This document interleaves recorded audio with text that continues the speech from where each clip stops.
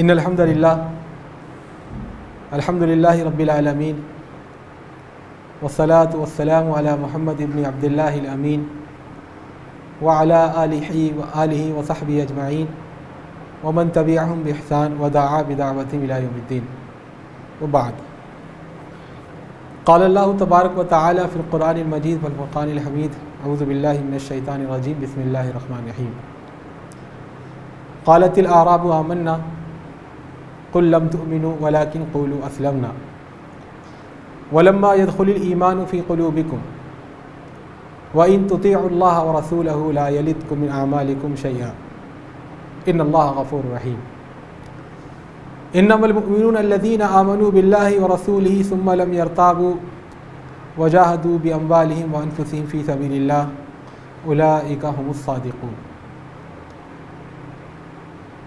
محترم دوستوں، ساتھیوں اور بھائیوں، ابھی میں نے آپ کے سامنے سورہ حجرات کی دو آیتیں پڑھی، آیت نمبر 14 اور آیت نمبر 15. ویسے تو قرآن کی ہر صورت، ہر آیت، ہر مقام، ہر جگہ بہت اہم ہے اور اس کی اپنی جگہ افادیت ہے، لیکن ایک پہلو سے قرآن کا یہ مقام انتہائی اہمیت کا حامل ہے، خاص طور پہ ہمارے نئے زمانے کے تناظر میں. عام طور پر یہ سمجھا جاتا ہے کہ جو اسلام کا لفظ ہے وہی ایمان ہے اور جو ایمان کا لفظ ہے وہی اسلام ہے. عام گفتگو میں ان کو ایک دوسرے کا مرادف خیال کیا جاتا ہے، لیکن یہاں قرآن کریم نے دونوں میں فرق کیا ہے. آیت کریمہ کا ترجمہ یہ ہے کہ اعرابی کہتے ہیں ہم ایمان لائے. قل لم تؤمنوا، اے نبی آپ ان سے کہہ دیجیے آپ ایمان نہیں لائے ہو. ولکن قولوا اسلمنا، یہ کہو کہ ہم اسلام لا چکے ہیں. ولما يدخل الايمان في قلوبكم، ابھی تک ایمان تمہارے دلوں میں راسخ نہیں ہوا، داخل نہیں ہوا.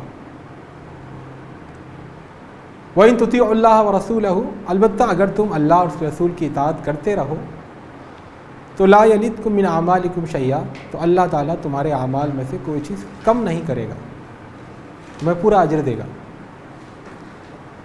کیوں؟ کیونکہ ان اللہ غفور الرحیم، اللہ غفور الرحیم ہے. سچے ایمان والے وہ ہیں جو اللہ اور اس کے رسول پر ایمان لائیں. انما المؤمنون الذین آمنوا باللہ ورسولہ ثم لم یرتابوا، اور پھر تذبذب میں، تشکک میں، ہچکچاہٹ میں، گھبراہٹ میں مبتلا نہ ہو، اور اللہ کے راستے میں جہاد کریں اپنے جانوں سے، اپنے مالوں سے. یہی ہیں اپنے دعوی ایمان میں سچے. اولئک هم الصادقون. تو اس آیت کریمہ، یہ سورہ حجرات کی آیتیں ہیں دونوں. سورہ حجرات مدنی صورت ہے، اور مدینے میں جب ایک سوسائٹی اسلامی خطوط پر، اسلامی بنیادوں پر کھڑی ہو گئی تھی، اس وقت اس سوسائٹی میں عہد جاہلیت کی جو نقائص، جو خامیاں بحیثیت مجموعی اجتماعی سطح پر رہ گئی تھی، ان کا مداوع کرنے کے لیے، ان کا علاج کرنے کے لیے، ان کا خاتمہ کرنے کے لیے یہ صورت نازل ہوئی. تو اس میں یہ بنیادی بات اس زمانے میں جو اسلامی ریاست میں یا اسلامی قلمرو میں رہتے تھے ان کے سامنے پیش کی گئی. تو پہلی بات تو اس سلسلے میں یہ سمجھ لیجئے کہ علماء کرام نے یہ کہا ہے کہ کچھ الفاظ ایسے ہیں جو جوڑا ہیں اور جنہیں عام طور پر ایک دوسرے کا مرادف سمجھا جاتا ہے، جیسے نبی اور رسول کا معاملہ ہے، جہاد اور قتال کا معاملہ ہے، ذلت اور مسکنت کا معاملہ ہے، ایسے ہی اسلام اور ایمان کا معاملہ ہے. ان کے بارے میں اصول انہوں نے طے کیا ہے علماء اکرام نے، بڑی تحقیق کے بعد، بڑی کد و کاوش کے بعد وہ اس نتیجے پر پہنچے ہیں کہ یہ دونوں الفاظ جب ایک ساتھ آ جائیں کہیں تو دونوں میں فرق ہے، اور دونوں الفاظ اگر کہیں اکیلے اکیلے ہوں، کسی عبارت میں صرف اسلام کا لفظ ہو، کسی عبارت میں صرف ایمان کا لفظ ہو، تو وہاں یہ دونوں ایک دوسرے کا مفہوم رکھتے ہیں. اس کے لیے قاعدہ بنایا اذا تفرقا اجتماع و اذا اجتماع تفرقا، یہ جب جڑ کر آئیں گے تو ان کا مفہوم الگ ہوگا، اور جب یہ الگ الگ آئیں گے تو ان کا مفہوم ایک ہوگا۔ ایک تو یہ بات انہوں نے کہی۔ دوسری بات یہ کہی کہ ان کے اندر جو باہمی نسبت ہے، جو ریلیشن ہے، جو تعلق ہے، وہ ہے عموم اور خصوص کا۔ یہ عموم اور خصوص کچھ ٹپیکل الفاظ ہیں، اس کو اس طرح آسان زبان میں سمجھیے، سرکل ود ان سرکل، کسی بڑے دائرے کے اندر چھوٹا دائرہ۔ مثال کے طور پر اعظم گڑھ اتر پردیش کا ایک ضلع ہے، تو ایک بڑا دائرہ ہے اتر پردیش، اس کے اندر ایک چھوٹا دائرہ ہے اعظم گڑھ۔ تو اگر کوئی شخص اعظم گڑھ میں رہ کر کہے کہ میں اعظم گڑھ میں ہوں، تو لامحالہ وہ یو پی میں یا اتر پردیش میں ضرور ہوگا۔ لیکن کوئی یو پی میں کہیں بھی بیٹھ کر کہے میں اعظم گڑھ میں ہوں، یہ بات ٹھیک نہیں، ہو سکتا ہے وہ اس کے علاوہ کہیں ہو۔ تو ایک بڑا دائرہ ہے یو پی یا اتر پردیش، اس کے اندر ایک چھوٹا دائرہ ہے اعظم گڑھ۔ تو جو بھی اعظم گڑھ میں ہوگا لامحالہ یو پی میں ضرور ہوگا، لیکن جو یو پی میں ہو ضروری نہیں کہ وہ اعظم گڑھ میں بھی۔ بالکل یہی ہے عام اور خاص کی نسبت۔ جہاد اور قتال، جہاد ایک بڑا دائرہ ہے، اللہ کی راہ میں کوشش کرنا، اٹموسٹ ایفورٹ خرچ کرنا، کوشش کرنا اللہ کے راستے میں، یہ ایک بہت بڑا دائرہ ہے۔ کوشش زبان سے بھی ہوتی ہے، کوشش ہاتھ سے بھی ہوتی ہے، اور کوشش کا آخری مقام یہ ہے کہ انسان اپنی جان دینے کے لیے اللہ کی راہ میں نکل آئے۔ تو یہ آخری درجہ جو ہے وہ ہے قتال، اللہ کے راستے میں سرفروشانہ نکلنا، میدان جنگ میں آ جانا۔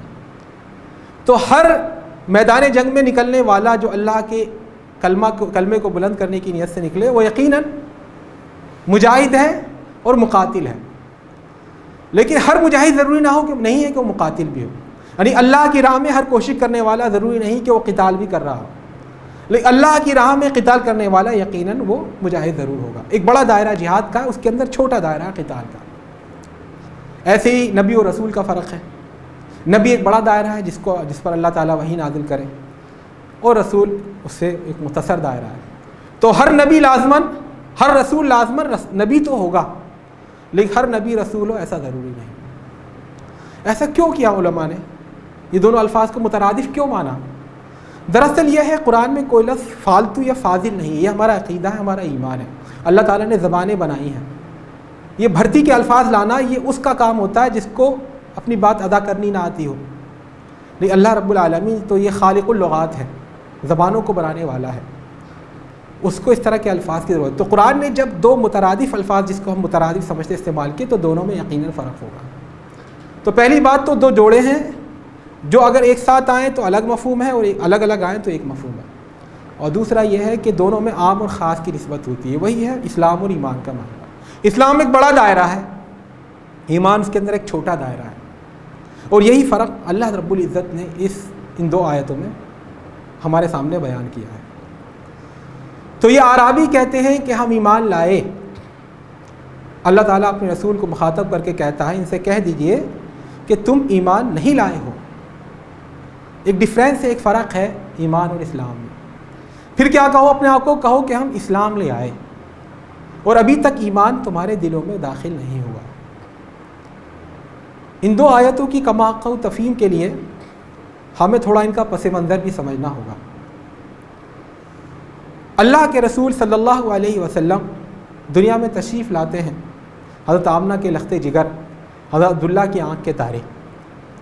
40 سال تک وہ مثالی زندگی جیتے ہیں، اور 40 سال بعد جب وہ عمر کے 40ویں مرحلے میں ہوتے ہیں، 40ویں سال میں، تو ان پر وحی کا نزول ہوتا ہے، اور اس وحی کے نزول کے بعد سے آپ 23 سال اس دنیا میں باقی رہتے ہیں، اور دنیا میں ایک ایسا انقلاب لا دیتے ہیں جس کی نظیر، جس کی مثال نہیں دے سکتا کوئی۔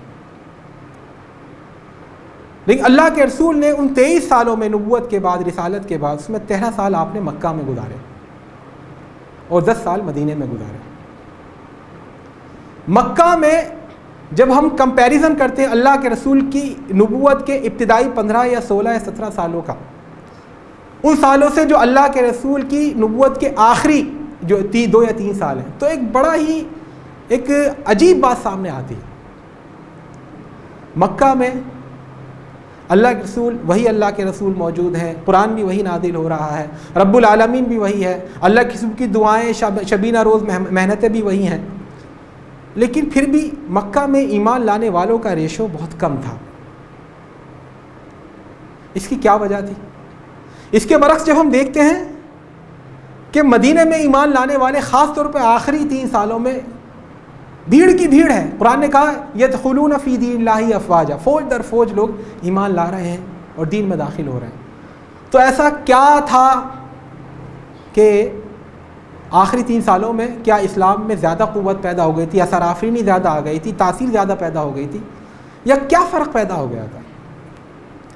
دراصل مکہ میں ایمان لانے کا مطلب تھا ساری دنیا سے دشمنی مول لینا، اپنے خاندان سے عداوت مول لینا، اپنے رشتہ داروں سے قطع تعلق کر لینا، اپنا جو سماجی اسٹیٹس ہے، جو سوشل اسٹیٹس ہے، اس کو داؤں پر لگا دینا، اس کی قربانی دے دینا، اپنے کاروبار پر ٹھپا لگا لینا، اس پر باٹ لگا دینا اور اس کو تہس نہس ہو جانے دینا۔ یہ تھا ایمان لانے کا مطلب۔ آپ مکہ میں اگر کہتے لا الہ الا اللہ محمد رسول اللہ تو فوراً آپ کے اوپر ظلم و ستم کا پہاڑ توڑا جانے لگتا تھا۔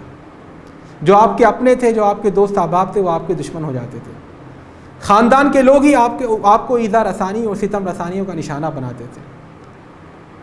صحابہ کرام کے جب ہم قصے پڑھتے ہیں مکی دور کے، حضرت خباب بن ارت رضی اللہ تعالیٰ عنہ، حضرت عمر رضی اللہ تعالیٰ عنہ نے اپنے زمانہ خلافت میں ایک بار ان سے کہا، خباب مکہ میں تم جب ایمان لائے تھے تو تمہارے گھر والوں نے تمہیں جلتی ہوئی آگ کے انگاروں کے اوپر ننگا لٹایا تھا، تو تمہاری پیٹھ جل گئی تھی، میں دیکھنا چاہتا ہوں۔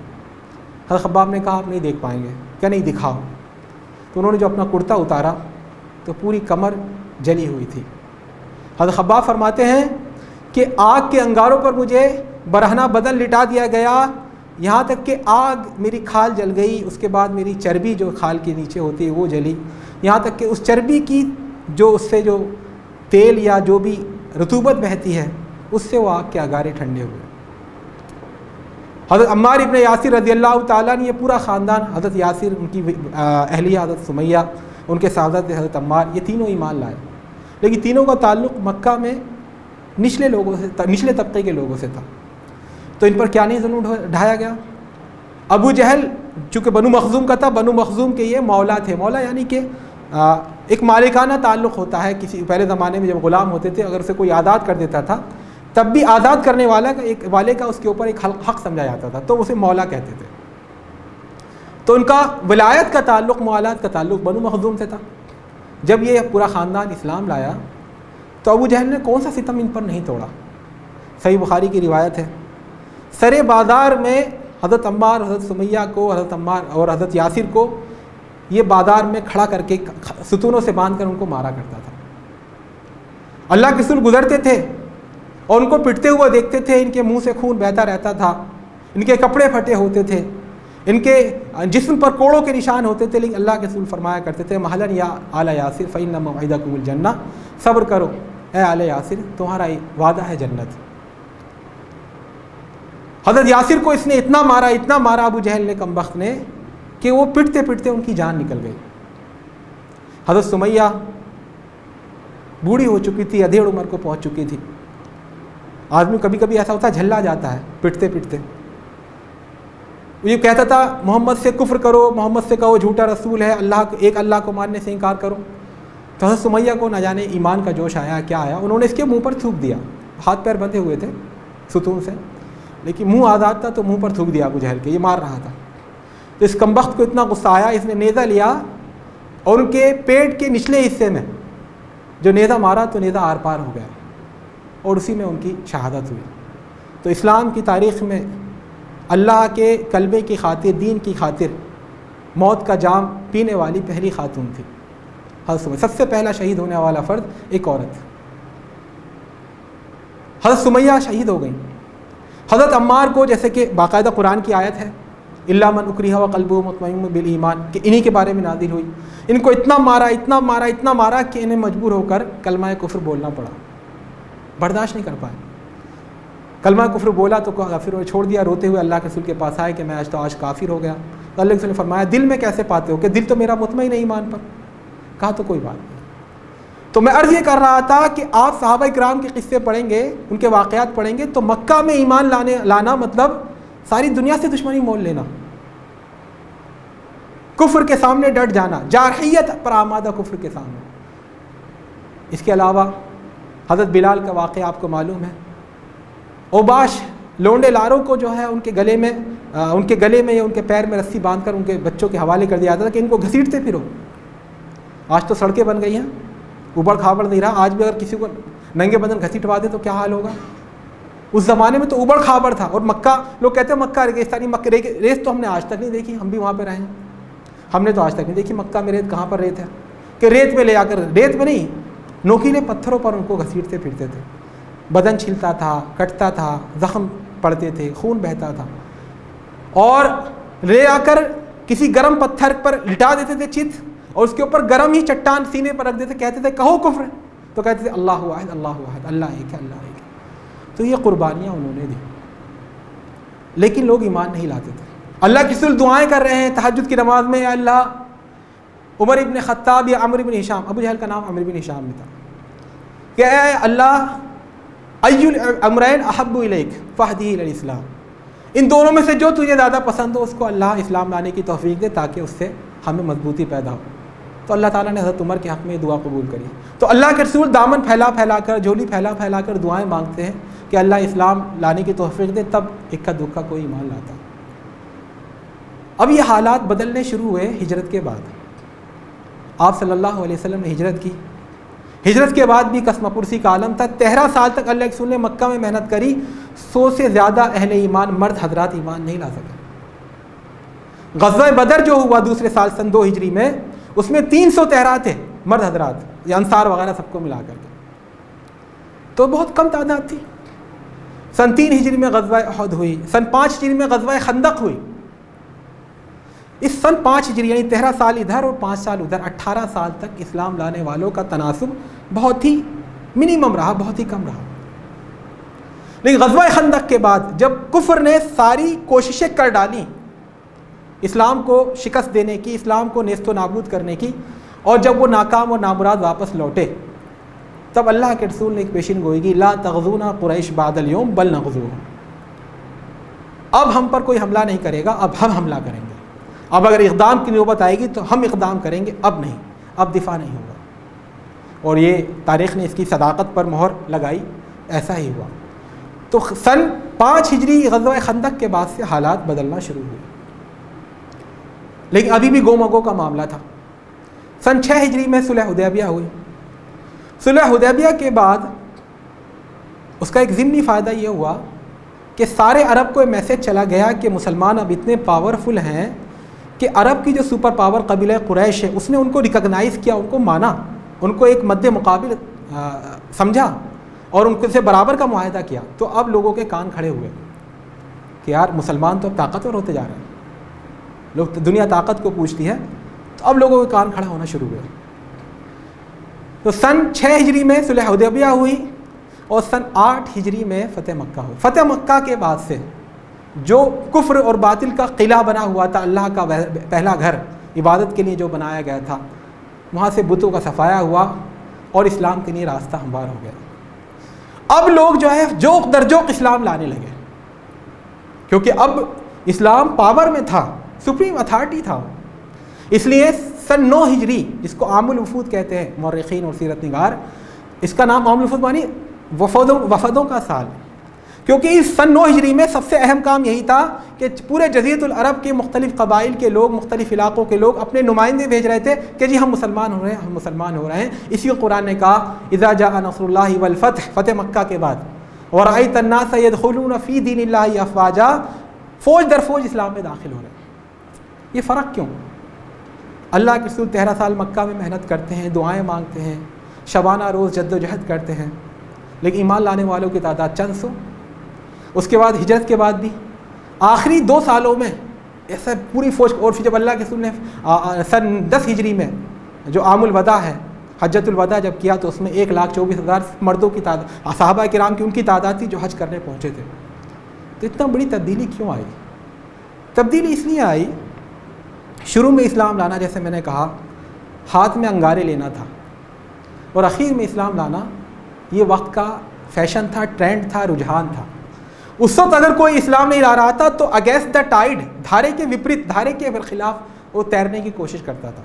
لیکن فتح مکہ سے پہلے یا عہد مکی میں جو اسلام لاتا تھا وہ اسلام لانا ناکو چنے چبانے کے مرادف تھا، اپنے ہاتھ میں انگارہ لینے کے مرادف تھا. اب یہ جو لوگ پوری بھیڑ کی بھیڑ اسلام لا رہی تھی، عام الوفود میں پوری بھیڑ کی بھیڑ اسلام لا رہی ہے، پورا عرب میں اسلام پھیلتا جا رہا ہے. اب سوال یہ پیدا ہوتا ہے کہ یہ جو اسلام لا رہے تھے یہ پکے اہل ایمان تھے؟ ویسے ہی اہل ایمان جو عہد مکہ میں اسلام لانے والے تھے، جو اپنا سب کچھ تج کر، سب کچھ قربان کر کے اسلام کا کلمہ پڑھتے تھے، یہ ایسے نہیں تھے. اس وقت جو اسلام لا رہے تھے اس میں 3 لوگ تھے. ایک تو وہ لوگ تھے جو سچے دل سے پوری اطمینان شرح صدر کے ساتھ اسلام لا رہے تھے اور اس کمٹمنٹ کے ساتھ کہ اب جینا مرنا اسلام کے لیے ہوگا. ایسے لوگ تھے، آپ انکار نہیں کر سکتے. بڑے بڑے صحابہ کرام بہت سے اسی دور میں ایمان لائے. دوسرے وہ لوگ تھے، چاہے بہت کم صحیح، لیکن جو منافق تھے، جو ہائپوکرائسی میں مبتلا تھے، جو یہ سمجھ رہے تھے کہ اب اسلام سپریم بن گیا ہے، اب میدان جنگ میں یا کھلے عام یا اعلانیہ اس کا مقابلہ نہیں کیا جا سکتا، اب تو اندر گھس کر اس کی جڑیں کاٹنے پر ہی اپنے آپ کو ہمیں مطمئن کرنا پڑے گا. It's no use to continue resistance against the Islam. اب کوئی فائدہ نہیں اس کے سامنے. اب کاؤنٹر ریولوشن کی ضرورت ہے کہ ہم اس کے دائرے میں گھسیں اور سیپنگ ود ان انسائڈ، اندر سے گھس کر اس کی جڑیں کھوکھلا کریں. یہ دشمنان دین بھی تھے، اور یہی دشمنان دین تھے جب اللہ کے رسول صلی اللہ علیہ وسلم کی وفات ہوئی، آپ اس دنیا سے پردہ فرمایا آپ نے اور آپ رب حقیقی رفیق اعلیٰ سے جا ملے، تو ایک جو لہر چلی مرتد ہونے کی، ان میں یہ لوگ پیش تھے جو ایسے اسلام لائے. لیکن بہرحال ان کی تعداد بھی کم تھی.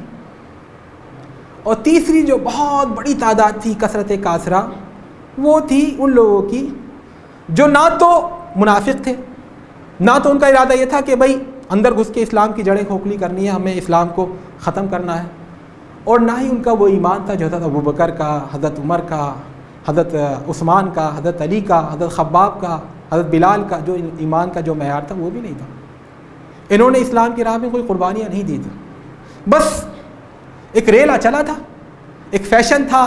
اس زمانے میں ہوش مندی کی، تعقل کی، باشعور ہونے کی علامت یہ بن گیا تھا کہ اب یہ بت پرستوں کو چھوڑ کر اللہ کی توحید کا عقیدہ اختیار کریں تو لوگ ایمان لے آئے. سب کہہ رہے جیسے ایک زمانہ تھا کہ لوگ مشرکین کے ہاں پیدا ہو رہے تھے تو مشرک ماں باپ کی اولاد ہے تو شرک کریں گے.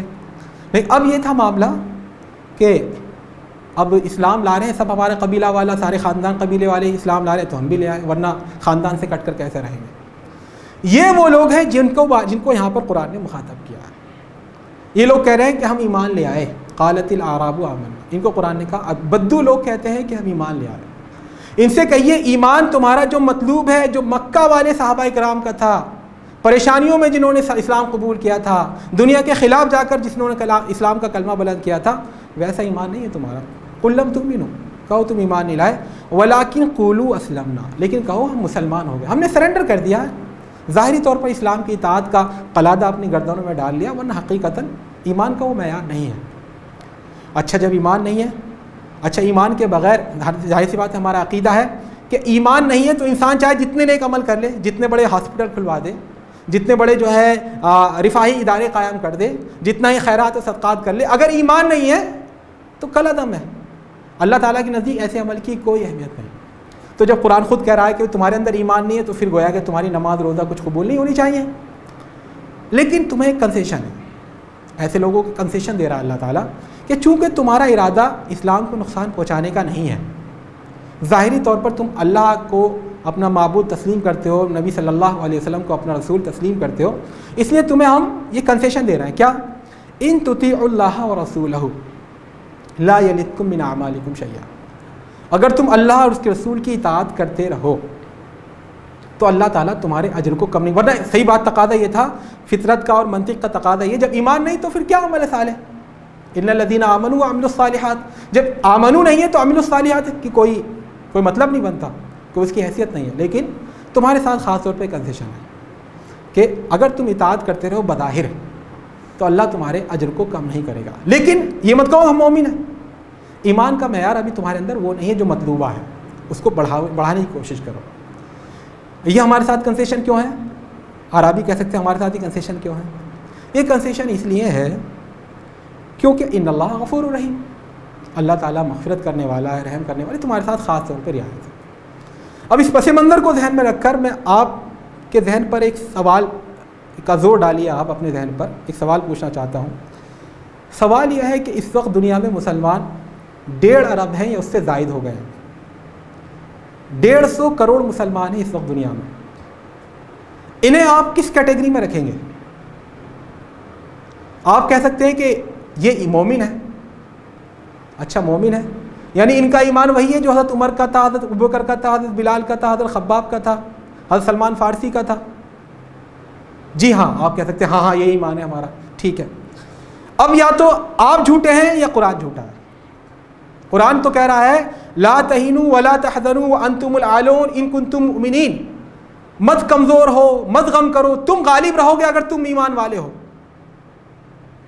قرآن تو کہہ رہا ہے اگر تم مومن ہو تو تم غالب رہو گے، لیکن آج کیا ہم غالب ہیں؟ میں خود سے جواب نہیں دے رہا، آپ خود سوچیں کہ یا تو قرآن سچا ہے یا ہم سچے ہیں، اور یقیناً قرآن ہی سچا ہے، ہم جھوٹے ہیں۔ اللہ تعالیٰ نے کہا کتب اللہ لاغلبن انا ورسولی، اللہ کا یہ فیصلہ ہے، یہ ڈکلیئرڈ ہے کہ اللہ اور اس کے رسول، اللہ رسول اور اس کے متبعین ہی غالب رہیں گے۔ وَلَقَدْ كَتَبْنَا فِي الزَّبُورِ مِن بَعْدِ الذِّكْرِ أَنَّ الْأَرْضَ يَرِثُهَا عِبَادِيَ الصَّالِحُونَ، ہم نے زبور میں یہ بات لکھ دی ہے کہ اس زمین کے مالک و مختار میرے صالح بندے ہوں گے۔ نہیں کیا آج دنیا میں ہماری کوئی حیثیت ہے؟ چھوڑیے قیادت اور رہنمائی کا منصب تو چھوڑیے، دنیا کو چلانے کا منصب تو چھوڑیے، آپ کیا خود اپنے بھی مالک اور مختار ہیں؟ کیا is there any respect for you in the community of nations؟ کیا اقوام کی صفوں میں آپ کا کوئی مقام ہے؟ is there any say to you in the world affairs؟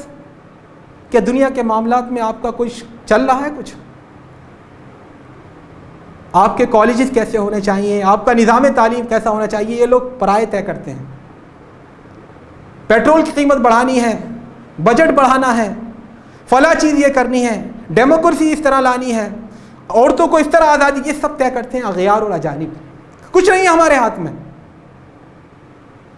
امریکہ کے اشارے پر جتنے بھی پٹھو مسلم ممالک ہیں سب ناچ رہے ہیں، کسی کا کوئی اثر نہیں، کسی کا کوئی پرسان نہیں، کسی کا کسی اعتراض کی کوئی اہمیت نہیں، بلکہ اعتراض تو کیا ان میں دم مارنے کی ہمت نہیں۔ امریکہ یہ دنیا کی کوئی سپر پاور کچھ بھی کر ڈالے، منہ پر ان کے بالکل ٹاکا لگا رہتا ہے، زبان نہیں کھل سکتی۔ برما میں دنیا نے دیکھا بربریت کا ننگا ناچ، جس کے دل میں بھی انسانیت کا تھوڑا بہت درد تھا وہ چیخ اٹھا، بلبلا اٹھا۔ لیکن کیا کسی ملک کو توفیق ہوئی، مسلم ملک کو، جو کہہ سکے کہ یہ ظلم ہو رہا ہے؟ صرف یہی کہتا ہے ظلم ہو رہا ہے، احتجاج کرنا تو دور کی بات ہے۔ اور اس وقت اگر دنیا میں کوئی مظلوم اور مقہور ہے جس کی کوئی حیثیت نہیں تو ہے مسلمان۔ اقبال نے کہا تھا پانی کی طرح مسلمان کا لہو سستا ہے، ہو گیا مانند آب ارزاں مسلمان کا لہو۔ میں کہتا ہوں غلط کہا تھا اقبال نے رحمۃ اللہ علیہ، کیونکہ زمین کے اندر پانی محفوظ رہنا چاہیے، واٹر پریزرویشن کے لیے باقاعدہ بل پاس ہو رہے ہیں، لوک سبھاؤں میں اس کے لیے آواز اٹھائی جا رہی ہے، اس کے لیے NGOs کام کر رہی ہیں۔ ملک اس کے لیے فکر مند ہے کہ پانی ضائع نہ ہو، پانی بہے نہ، پانی کا نقصان نہ ہو۔ انڈر گراؤنڈ واٹر کم ہوتا جا رہا ہے، اس کے لیول سکڑتا جا رہا ہے، اس کو دوبارہ فراہم کرنے کی ضرورت ہے۔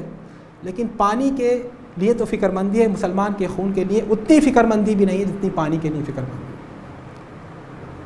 جانوروں کی وزارتیں ہوتی ہیں جس میں کسی جانور پر کہیں ظلم ہوتا ہے، کسی گھوڑے کی ٹانگ کہیں ٹوٹ جاتی ہے، کسی کوئی کتا کسی ہول میں گر جاتا ہے تو اس کے لیے باقاعدہ میڈیا کوریج دیتا ہے، لیکن مسلمانوں کے لیے کوئی کوریج نہیں۔ برما میں کیا ہوا، عراق میں 10 یا 15 سال سے کیا ہو رہا ہے، 60 سال سے فلسطین میں مسلمانوں کا لہو بہہ رہا ہے، اس سے پہلے چیچنیا، کوسووا اور جاوا، سماترا، صومالیہ، عراق میں کیا ہو رہا ہے، شام بالکل زار و نزار ہو چکا ہے، برباد ہو چکا، کوئی پرسان حال نہیں، سب وہاں اپنی اپنی روٹیاں سیکنے پر لگے ہوئے ہیں۔ ہو گیا مانند آب ارزاں مسلمان کا لہو۔ آپ کہتے ہیں کہ ہم ایمان والے ہیں، تو کیسا یہ اللہ تعالیٰ کا نظام ہے کہ وہ ایک طرف کہہ رہا ہے کہ تم غالب رہو گے، دوسرا تم مغلوبیت سے بھی بدترین درجے پر پہنچے ہوئے ہو۔ تو یا تو قرآن جھوٹا ہے یا ہم جھوٹے ہیں۔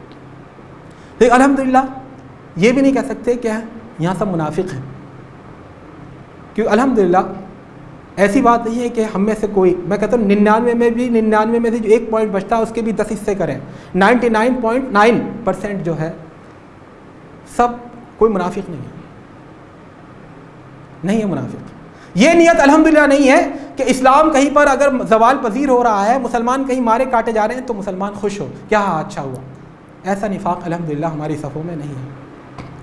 اب تیسری کیٹیگری بچ جاتی ہے، وہ ہے اعراب کی، جو اسلام لے آئے ہیں بظاہر لیکن ایمان پختہ نہیں ہے، وہ ہیں آج کی دنیا کے مسلمان۔ اس زمانے میں ایک ٹرینڈ چلا تھا، ایک رجحان تھا، ایک فیشن بنا تھا اسلام لانے کا کہ بھئی سب اسلام لا رہے ہیں ہم بھی اسلام لائیں۔ کیوں؟ کیونکہ اس وقت سرکاری جابیں مل رہی تھیں، نوکریاں مل رہی تھیں، امکانات تھے، اپرچونیٹیز تھے، لوگ کیش کرانا چاہ رہے تھے کہ اب اسلامی ریاست پھیلے گی تو ہمیں مال غنیمت ملے گا، ہمیں ایکسپینشن کا موقع ملے گا، آباد کاری ہوگی، ہمیں گھر ملیں گے، فلیٹس ملیں گے، اس لیے اس وقت لوگ ایمان لا رہے تھے۔ آج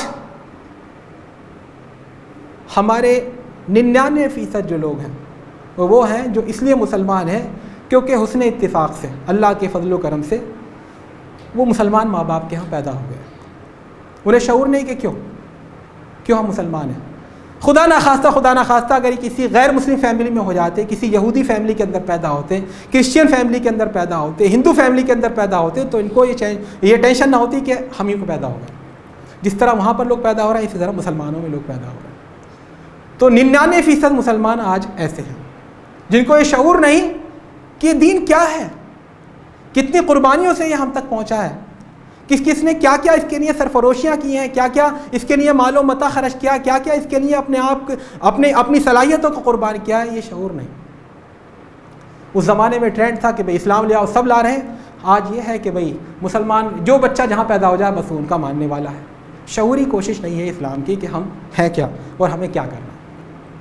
تو قالت الاعراب آمنا، اعرابی کہتے ہیں ایمان لائے، کہو تم ایمان نہیں لائے ہو، یہ ہم سے مخاطب ہے اللہ، یہ کہنا بند کر دو کہ ہم مومن ہیں پکے، حضرت عمر کی طرح، حضرت ابوبکر کی طرح، کہو کہ ہم مسلمان ہو گئے، بظاہر مسلمان ہو گئے۔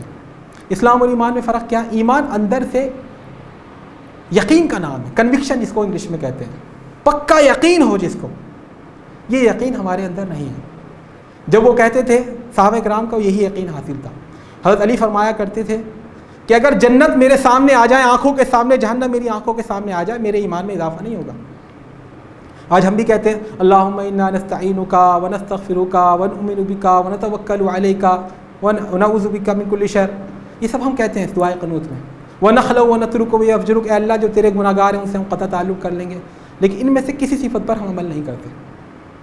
جب بھی مدد کی ضرورت ہوتی ہے، نماز میں، عشاء کی نماز میں کہتے ہیں ایاک نعبد و ایاک نستعین، ہر نماز میں کہتے ہیں، عشاء کی نماز میں دعائے قنوت میں خاص طور پر اللہم انا نستعینک، ہم تجھ سے مدد چاہتے ہیں۔ لیکن جب بھی پریشانی ہوتی ہے ہم بھاگتے ہیں نیتاؤں کی طرف، ہم بھاگتے ہیں وکیلوں کی طرف، ہم بھاگتے ہیں پولیس پرشاسن کی طرف، ہم بھاگتے ہیں ڈاکٹروں کی طرف، ہم بھاگتے ہیں اپنے مددگاروں کی طرف، اپنے رشتہ داروں کی طرف، جبکہ اللہ کے رسول کا یہ تھا اذا حضبہ امر صلی، جب پریشانی ہوتی تھی تو مسجد کی طرف بھاگتے تھے، نماز کی طرف بھاگتے تھے۔ تو یہ ہے ہمارا کمٹمنٹ ہے زبانی، لیکن وہ ایمان کی جو کیفیت مطلوب ہے وہ نہیں ہے۔ آپ کہہ دیے ایمان نہیں لائے ہو بلکہ تم اسلام لائے ہو، بظاہر تم نے سرنڈر کر دیا اپنے آپ کو، لیکن تمہارے ساتھ بھی وہی کنسیشن ہے جو عرابیوں کے ساتھ تھی۔ اگر تم اسلام، ظاہر سی بات ہے جب ایمان نہیں تو پھر کیسا عمل قبول نہیں ہونا چاہیے، لیکن چونکہ تم مسلمانوں میں پیدا ہوئے ہو، اسلام سے تمہیں محبت ہے، چاہے عمل نہ کرتے ہو تم اسلام پر، تو اگر تم اللہ اور اس کے رسول کی اطاعت کرو گے تو اللہ تعالیٰ تمہارے اجر میں کمی نہیں کرے گا، کیونکہ اللہ غفور رحیم۔ یہ بشارت ہے، خوشخبری، اچھا پہلو ہے۔ اچھا پہلو کیا ہے کہ بھئی ہم گرچہ ایمان ہمارا ابوبکر، حضرت عمر، حضرت علی، حضرت عثمان کی طرح نہیں ہے، لیکن پھر بھی ہمیں اللہ تعالیٰ نے یہ چھوٹ دی ہے کہ ہم عمل کرتے رہیں تو انشاءاللہ وہ ہمیں اجر سے نوازتا رہے گا، کمی نہیں کرے گا۔ یہ بشارت بھی ہے اور میں کہہ رہا ہوں دھمکی بھی ہے، یہ سمجھ لیجیے، وارننگ بھی ہے۔ اطاعت کرو، مکمل اطاعت، مکمل اطاعت۔ False obedience is no obedience at all, جو جھوٹی اطاعت ہوتی ہے وہ کوئی اطاعت ہی نہیں ہے۔ اللہ کے ہاں 58-12 نہیں چلتا کہ 75% ہم اسلام کو مانیں گے لیکن 25% نہیں مانیں گے۔ جس قرآن نے کہا اقیموا الصلاۃ، نماز قائم کرو، نماز تمہارے اوپر فرض ہے، اسی نے کہا کہ لکم فی القصاص حیات یا اولی الالباب، قصاص کا نظام قائم کرو۔ جس نے کہا کہ مردے کو مت کھانا، شراب کو مت پینا، جوا مت کھیلنا، اسی قرآن نے کہا کہ سود مت کھانا، ذروا ما بقی من الربا، سود کھانا حرام ہے۔ آپ کہیں جی ہم شراب تو نہیں پئیں گے، جوا تو نہیں کھیلیں گے، کچھ حرام کام نہیں کریں گے، لیکن سود کھائیں گے، یہ اللہ کے یہاں اطاعت نہیں چلتی۔ اسلام کے بارے میں اللہ کے رسول سے بحث تشریح کون فرمائے گا؟ آپ نے فرمایا جو اسلام، ایمان کی بات نہیں کر رہا میں ابھی، اسلام جو ایمان سے نچلا ایک درجہ ہے کہ بنی الاسلام علی خمس، اسلام کی بنیاد رکھی گئی ہے 5 چیزوں پر۔ ایک تو کمٹمنٹ آدمی کرے کہ بھئی اللہ کے سوا کوئی معبود نہیں، اسی کے ذریعے انسان زبانی طور پر جب یہ اعتراف کرتا ہے تو مسلمان ہوتا ہے۔ کل تک وہ یہودی تھا، وہ پارسی تھا، وہ عیسائی تھا یا کسی اور مذہب کا تھا، جیسے اس نے ایک کمٹمنٹ کہا وہ مسلمانوں کی صفوں میں آ گیا، اب اس کے ساتھ مسلمانوں جیسا معاملہ ہوگا دنیا کے اندر۔ دوسرا ہے نماز، تیسرا ہے روزہ، چوتھا ہے زکوٰۃ اور پانچواں ہے حج۔ یہ 5 چیزوں، یہ 5 پلر ہیں اسلام کے جو ظاہری عمارت ہے مسلمان کی۔ اگر ان 5 پلر پر بھی ہماری زندگی استوار نہیں ہے تو ہم اس کے بھی مستحق نہیں کہ اللہ تعالیٰ ہم سے کہے گا کہ تم مسلمان ہو۔ ایمان تو خیر ابھی چھوڑ، ایمان کی بات ہی نہیں کر رہا میں ابھی۔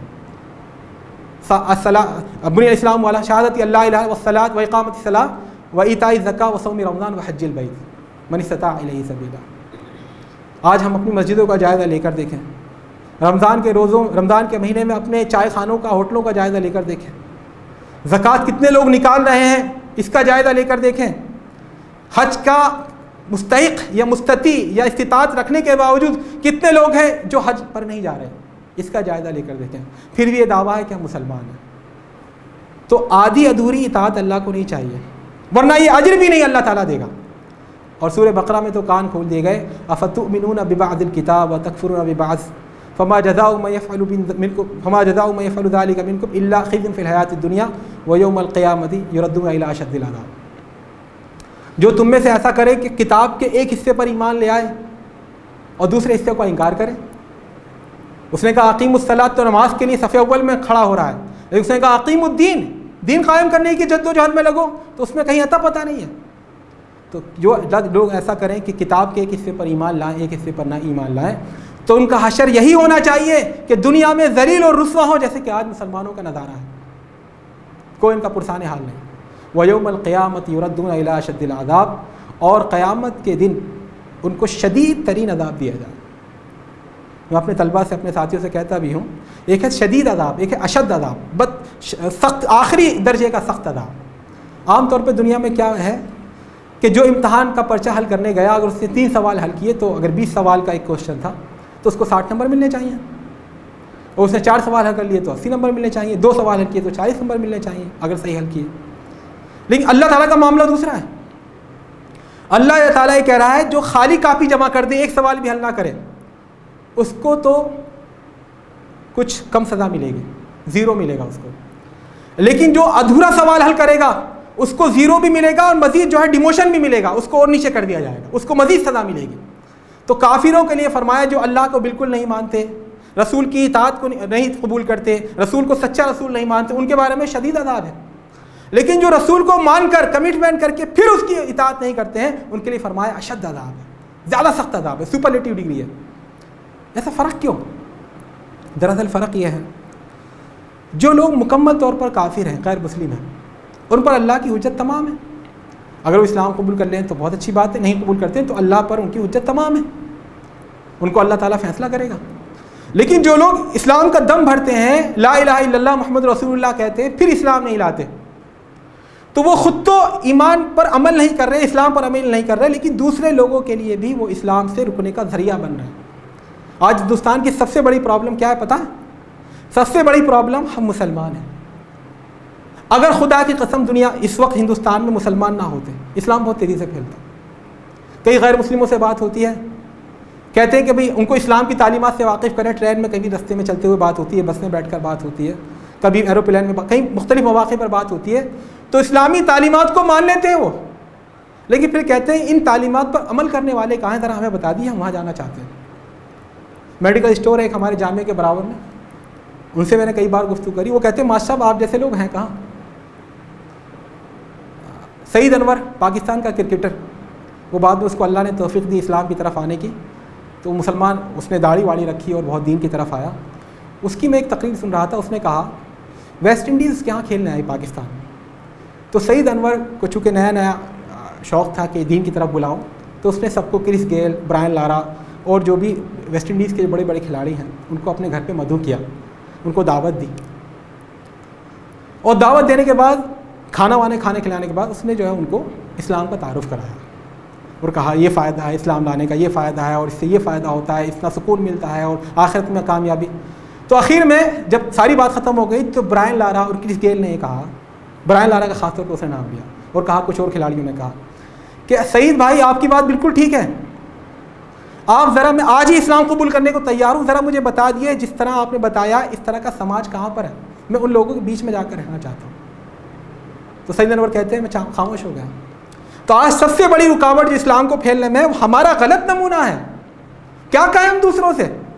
ہم کہتے ہیں شراب آپ کے ہاں غلط ہے، تو کہتے ہیں شراب تو آپ کے ہاں بھی بہت پیتے ہیں مسلمان۔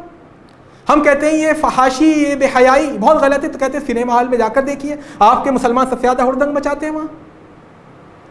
آپ کہتے ہیں کہ بھائی پڑوسیوں کا لحاظ ہونا چاہیے، پڑوسی کا حق ہے اور پڑوسی کا احترام ہونا چاہیے، سب سے زیادہ تو آپ کے ہاں ستائے جاتے ہیں پڑوسی۔ آپ کہتے ہیں راستے کے بہت حقوق ہیں، سب سے زیادہ گندگی تو آپ کے محلوں میں رہتی ہے۔ کس منہ سے ہم اسلام پیش کریں؟ کیا کہیں ان سے کہ بھئی ایسے یہ اسلام ہے؟ یہاں پر آ کر زبان خاموش ہو جاتی ہے، جواب نہیں بن پڑتا۔ تو سب سے بڑی پرابلم، سب سے بڑی رکاوٹ ہے خود ہم مسلمان، یہ آدھے ادھورے مسلمان، جنہیں مسلمان رہنا بھی ہے اور مسلمان نہیں بھی رہنا ہے، اور اللہ تعالیٰ کو یہ پسند نہیں ہے یہ حالت۔ ما کان اللہ لیذر المؤمنین علی ما انتم علیہ حتی یمیز الخبیث من الطیب۔ اللہ تعالیٰ ان حالات کو ایسے نہیں چھوڑتا کہ سب گڑمٹ رہیں، خبیث اور طیب کو وہ الگ کرتا ہے، اس کی طرف سے آزمائشیں آئیں گی، طوفان آئیں گے، سیلاب آئیں گے، فرقہ وارانہ فسادات ہوں گے، مظالم اور ستم ڈھائے جائیں گے، تاکہ معلوم ہو جائے سچے ایمان والے کون ہیں اور جھوٹے ایمان لانے والے کون ہیں۔ یہ رکاوٹ اسے پسند نہیں، یہ ہوچ پوچھ معاملہ اسے پسند نہیں ہے کہ بس کوئی سب ملے جلے ہیں، کچھ پتہ نہیں چل پا رہا۔ اسے تو حجت تمام کرنی ہے، اسے تو اپنے دین کی طرف بلانا ہے۔ تو یہ ایک وارننگ بھی ہے، اگر تم اطاعت کرو، مکمل اطاعت ہو، تب یہ ہے کنسیشن، ورنہ یہ بھی نہیں، منہ پہ مار دی جائے گی تمہارے لیے تمہارے نماز۔ سود کھاتے ہو، رشوت لیتے ہو، کالا بازاری کرتے ہو، کاروبار میں جھوٹ بولتے ہو، بے ایمانی کرتے ہو، یا پڑوسیوں کے حق مارتے ہو، کسی کی زمین ہڑپتے ہو، سرکاری زمینوں پر اپنے اپنے قبضے بنا کر لیتے ہو، منہ پہ مار دی جائیں گی یہ نمازیں، یہ حج، یہ روزے، یہ زکوٰۃ۔ نہیں ضرورت ہے اللہ تعالیٰ کو، اسے ضرورت ہے پوری اطاعت کی۔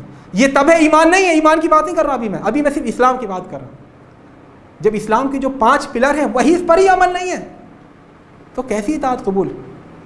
ظاہر سی بات ہے، مگن ہونے کے لیے تو شیخ چلی بھی مگن تھا کہ میں ایسا کروں گا پھر میرا محل بن جائے گا، سر اٹھا کے دیکھا تو وہ شہد کی مٹکی گر گئی۔ تو مگن ہونے سے تو کسی کو نہیں روک سکتا کوئی، خوب خیالی پلاؤ بنا رہے کہ ہمارے لیے جنت ہے، ہم ایسے کر لیں گے ایسے کر لیں گے۔ اللہ جس طرح رحیم ہے، رحمان ہے، اسی طرح وہ عزیز بھی ہے، وہ جبار بھی ہے، وہ قہار بھی ہے، وہ عادل بھی ہے، وہ حکیم بھی ہے۔ وہ انصاف کرے گا، اس کے انصاف میں کسی کے ہاں روح رعایت نہیں ہوتی۔ تو اگر تم مکمل اطاعت کرو تمہارے ساتھ یہ کنسیشن ہے۔ بہرحال اس آیت کو سننے کے بعد دل میں خیال ہوتا ہے جی بات تو بہت اچھی ہے، بات صحیح کہہ رہے ہیں آپ کے، اسلام پر عمل ہونا چاہیے، لیکن ہم ایمان بھی اپنے اندر پیدا کریں تو کیسے پیدا کریں؟ آپ نے کہا ایمان ہمارے اندر نہیں ہے، کمی ہے ایمان کی، صحیح بات ہے کمی ہے۔ حضرت ابوبکر کا، حضرت عمر کا، حضرت عثمان کا، السابقون الاولون جو مہاجرین اور انصار ہیں، ان کا ایمان تو نہیں ہے ہمارے اندر۔ تو کیسے اپنے اندر ایمان کی آبیاری کریں، کیسے اپنے اندر ایمان کی افزائش کریں، کیسے ایمان پیدا کریں؟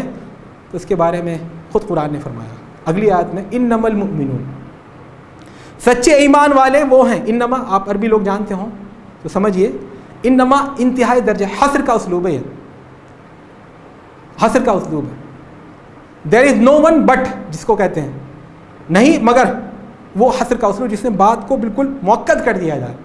تو ایمان لانے والے صرف اور صرف اور صرف یہی لوگ ہیں جن کا ذکر کر رہا ہے کہ الذین آمنوا باللہ ورسولہ، جو اللہ اور اس کے رسول پر ایمان لائے شعوری طور پر، احساس کے ساتھ، ادراک کے ساتھ، تعقل کے ساتھ، سمجھ بوجھ کر کے، قوت ارادہ کے ساتھ، قوت فیصلہ کے ساتھ کہ اب ہمیں جینا مرنا اسلام پر ہے۔ ان صلاتی و نسکی و محیای و مماتی للہ رب العالمین، میری نماز، میری قربانی، میرا جینا، میرا مرنا سب اللہ رب العالمین کے لیے ہوگا۔ میری زندگی کا مقصد تیرے دین کی سرفرازی، میں اسی لیے مسلمان، میں اسی لیے نمازی۔ تو ایمان لائیں، مومن صرف وہ ہیں جو ایمان لائیں اللہ اور اس کے رسول پر، ثم لم یرتابوا، اس شک میں نہ پڑیں، تذبذب میں نہ پڑیں، ان کے پائے استقامت کو بڑے سے بڑا زلزلہ ہلا نہ پائے، ان کے ایمان کو کوئی متزلزل نہ کر پائے، کوئی ڈگا نہ پائے، کوئی اس کی اٹل جو بنیاد ہے اس کو کوئی ہلا نہ پائے، ان میں کوئی شک نہ ہو، پکا ایمان، سچا ایمان۔ اور آج کے زمانے میں خاص طور پر اس کی بہت ضرورت ہے۔ آج مسلم مفکرین کے نام پر، مسلم دانشوروں کے نام پر، جدید اپ ٹو ڈیٹ قسم کے اسکالروں کے نام پر آپ کے دین و ایمان پر ڈاکہ ڈالنے والے ڈاکو ہر جگہ موجود ہیں، جو چاہتے ہیں آپ کسی بھی طرح شک میں پڑ جائیں اپنے رسول کی رسالت کے بارے میں، خدا کی وحدانیت کے بارے میں، اس دین کی صداقت اور ابدیت اور کاملیت اور جامعیت کے بارے میں آپ مشکوک ہو جائیں۔ وہ یہی چاہتے ہیں، اسلام کے اندر یہ کمی ہے، اسلام کے اندر یہ کمی ہے، آج مسلمانوں کو اسلام کی وجہ سے پچھڑے پن کے شکار ہیں۔ ان کی باتوں میں تو ان کی باتوں سے اوپر اٹھ کر اپنے ایمان کو مضبوط کریں۔ عربی کی کہاوت ہے فاقد الشیء لا یعطیہ۔ امیر لوگوں کو، عطا اللہ کی غزلیں ہم سنا کرتے تھے بچپن میں، اس نے کہا تھا امیر لوگوں کو کیسے چراغ دیں ہم لوگ، غریب خود ہی ترستے ہیں روشنی کے لیے، تو جس کے پاس خود روشنی نہ ہو دوسرے کا گھر کیسے روشن کرے گا؟ جب ہمارے اپنے اندر ایمان نہیں ہوگا، حرارت نہیں ہوگی، گرماہٹ نہیں ہوگی، ولولہ نہیں ہوگا، جوش و جذبہ نہیں ہوگا اللہ کی اطاعت کا، اللہ کو ماننے کا، تو دوسرے کے اندر ہم کیسے ایمان کی جوت جگا پائیں گے، کیسے اس کے اندر ایمان کی روشنی لا پائیں گے؟ تو یہ ریب اور شک سے اوپر اٹھنا ہے، اس کے لیے قرآن سب سے بڑی چیز ہے۔ الا بذکر اللہ تطمئن القلوب۔ آپ کو بہت وسوسے آتے ہیں، اللہ ہے کہ نہیں ہے، رسول صلی اللہ علیہ وسلم سچے ہیں کہ نہیں ہے، سب کا علاج ہے اطمینان قلب قرآن کے اندر ہے، اللہ کے ذکر میں، اللہ کے ذکر کو تو ثم لم یرتابوا، شک میں نہ پڑیں، وجاہدوا باموالہم وانفسہم فی سبیل اللہ، اور اپنے مالوں سے، اپنی جانوں سے اللہ کے راہ میں جہاد کریں۔ اس آیت سے معلوم ہوتا ہے جہاد is an integral part of Islam, of ایمان، ایک جزو لا ینفک ہے جہاد اسلام کا، اس کو آپ الگ نہیں کر سکتے، ایمان کا یہ حصہ ہے۔ کیونکہ قرآن نے کہا مومن وہی لوگ ہیں، اب جہاد کے مفہوم میں بھی وہی اشتباہ ہے جو اسلام اور ایمان کے معاملے میں تھا۔ جہاد ایک وسیع لفظ ہے، اس کے اندر ہے آخری درجے کی کوشش کرنا اللہ کے راستے میں۔ یہ آخری درجے کی کوشش یہ ہے کہ آپ کے تمام جذبات، تمام رجحانات، تمام افکار، تمام خیالات اللہ کے دین کے لیے وقف ہو جائیں، یہ بھی جہاد ہے۔ جہاد یہ بھی ہے کہ آپ اس پیغام کو پہنچانے کے لیے ایک محنت کریں، جو بھٹکی ہوئی انسانیت ہے اس تک پہنچائیں کہ دیکھیے دین حق تمہارے لیے بھی نازل ہوا ہے، یہ رب العالمین کا پیغام تمہارے لیے بھی آیا ہے، یہ بھی جہاد ہے۔ قرآن نے کہا وجاہدہم بہ جہادا کبیرا، قرآن کے ذریعے جہاد کریے، قرآن کو پھیلائیے۔ اور جہاد کا آخری درجہ کیا ہے؟ اللہ کے راستے میں جان دینے کے لیے آدمی اٹھ کھڑا ہو، جان دی ہوئی اسی کی تھی، حق تو یہ ہے کہ حق ادا نہ ہوا۔ جہاد اپنے اوپر اسلام کو نافذ کرنے میں بھی جہاد کرنا پڑتا ہے۔ کل تک آپ الٹے سیدھے کپڑے پہنتے تھے، الٹی سیدھی کمائی کماتے تھے، الٹے سیدھے دوستوں اور ساتھیوں کے ساتھ رات دن گزارتے تھے، الٹی سیدھی چیزیں دیکھتے تھے۔ آج آپ کو سب کو چھوڑنا پڑے گا، دل چاہے گا، تڑپ پیدا ہوگی، یار دوست غیرت دلائیں گے، ارے بڑا اللہ والا بن گیا، نہیں، آپ کو اس کے نام میں ڈٹ جانا۔ اور دوسرا جہاد ہے اپنے خاندان میں اسلام کو نافذ کرنے کے لیے کوشش کرنا۔ آپ کے بچے عادی ہیں دیسی گھی کا پراٹھا کھانے کے، عالی شان بیڈ پر سونے کے، گرمی میں اے سی کے اندر رہنے کے۔ اب آپ نے کہا آج سے ہم حلال کمائیں گے، اب ظاہر سی بات ہے جو میز کے نیچے سے جو کمائی ہوتی تھی 2 نمبر کی، اب وہ بند ہو جائے گی۔ تو آپ کی بیوی جو ابھی آپ سے کہتی ہے کہ بھائی کورونا وائرس پھیل رہا ہے، تھوڑا جا کے مسجد میں نماز پڑھیے، دعائیں کریے، وہی کہے گی کہ ہمیں کہیں سے بھی لا کے دیجیے، ہم نہیں جانتے یہ اللہ رسول کی بات، ہمیں کہیں سے بھی لا کے دیجیے، جو خرچہ پہلے ہوتا تھا وہی چاہیے ہمیں، جو آپ 50,000 لاکھ روپے لاتے تھے ہر مہینے، ہمیں وہی چاہیے، اس سے کم میں ہمارا کام نہیں چلے گا۔ آپ کے بچے خود آپ کے خلاف باغی ہو جائیں گے، آپ کے والدین آپ کو تان و تشریح کریں گے، یہ اچھا اللہ والا بن رہا ہے، اور مثالیں دیں گے، فلاں مفتی صاحب ہیں ان کو تو ایسا کرتے ہیں، فلاں مولانا صاحب کے گھر میں نہیں ہوتا ایسا۔ ان سے کہیے کہ ان کو اپنی قبر میں جانا ہے، مجھے اپنی قبر میں جانا ہے، فرشتے اس کے بارے میں پوچھیں گے، مجھ سے میرے بارے میں پوچھیں گے۔ تو اپنے اوپر اسلام نافذ کرنے کے لیے، اپنے گھر والوں پر اسلام نافذ کرنے کے لیے جہاد کی ضرورت ہوتی ہے۔ اسے کہا جہاد بالنفس۔ بعض روایتوں میں آتا ہے کہ یہ جہاد اکبر ہے، گرچہ اس کو لوگ کہتے ہیں کہ ضعیف روایت ہے، لیکن جہاد کی ایک شکل یہ بھی ہے کہ آدمی اپنے نفس پر قابو رکھے، اپنے اوپر اسلام نافذ کرے۔ ساری دنیا میں حکومت الہیہ کا اعلان کرنے سے بہتر ہے کہ ہم 4 فٹ یا 6 فٹ یا 7 فٹ کا جو ہمیں اللہ تعالیٰ نے جسم دیا ہے، سب سے پہلے اس پر اسلام کی حکومت نافذ کریں نا۔ پورے معاشرے میں اسلام نافذ، پورے سماج میں، پوری دنیا میں دین کو قائم کرنے سے پہلے کیوں نہیں ہم اپنا 20 گز کا 50 گز کا جو مکان ہے اس میں اسلام نافذ کر کے دکھائیں؟ باہر جا کر تو ہر کوئی تقریر کرتا ہے، نہیں، اپنے گھر میں اسلام نافذ کریں، اس سے شروعات ہوگی۔ اور یہی طریقہ ہے فطری، یہی طریقہ ہے نبیوں کا اور رسولوں کا۔ تو جہاد کی شکل یہ بھی ہے کہ اپنے اوپر اسلام نافذ کریں، اس کے لیے آپ کو جہاد کرنا ہوگا۔ جہاد کی شکل یہ بھی ہے کہ دین کا جو پیغام، جو امانت اللہ تعالیٰ نے قرآن کریم کی شکل میں آپ کو دی ہوئی ہے، اس کو دنیا تک پہنچائیں جو امانت کے حقدار ہیں۔ یہ بھی جہاد کی ایک شکل۔ اور جہاد کی ایک شکل یہ بھی ہے کہ جب ضرورت پڑے اور اللہ کی راہ میں نکلنے کی ضرورت ہو، جان دینے کی ضرورت ہے، تو اس وقت بھی ہچکچاہٹ کا مظاہرہ نہ کریں۔ تو جہاد جو اپنے مالوں سے، اپنی جانوں سے اللہ کے راستے میں جہاد کریں، اولئک هم الصادقون، یہی لوگ ہیں جو سچے ہیں ایمان کے دعوے میں۔ باقی جتنے لوگ بھی ایمان کا دعویٰ کر رہے ہیں، ان کا دعویٰ کوئی حیثیت نہیں رکھتا، وہ سب جھوٹے ہیں۔ قرآن کی نظر میں ان کے ایمان کی کوئی حیثیت نہیں ہے۔ تو میرے دوستوں اور ساتھیوں، یہ دو آیتیں اس لحاظ سے جو کرنٹ سیناریو ہے، جو موجودہ تناظر ہے، اس میں ہمارے لیے بڑی اہمیت کی حامل ہیں۔ ان پر ہم غور کریں کہ ہم کہاں کھڑے ہیں، ہماری حیثیت کیا ہے، ہمارے کرنے کا کام کیا ہے، اور ہم کس طرح دنیا اور آخرت میں کامیاب ہو سکتے ہیں۔ اللہ تعالیٰ سے دعا ہے ہمیں کہنے سے زیادہ عمل کی توفیق دے۔ اقول قولی ھذا واستغفر اللہ لی ولکم ولسائر المسلمین فاستغفروہ انہ هو الغفور الرحیم۔ جزاکم اللہ خیر۔